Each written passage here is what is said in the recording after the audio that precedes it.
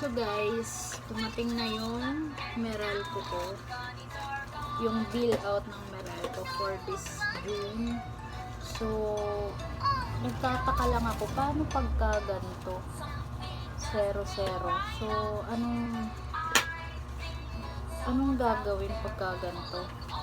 May previous reading naman siya at saka tawag nito, current reading.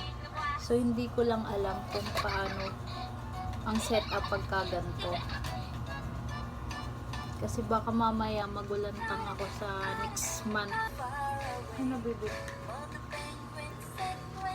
Sumunod na buwan, maipon. Hindi ko kasi makita dito kung paano yung hindi kasi hindi na ako magaling sa math. Compute ng ganito. Nangyari na ba din to sa inyo?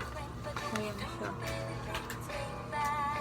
Nakakatuwa siya kasi wala akong babayaran sa ngayong buwan. Pero sa susunod na buwan, nakaka-alarma kasi baka madoble. Mas lalo kong magulanta. So, thank you guys. Yun lang. So, kung may alam kayo, please comment down below. Thank you.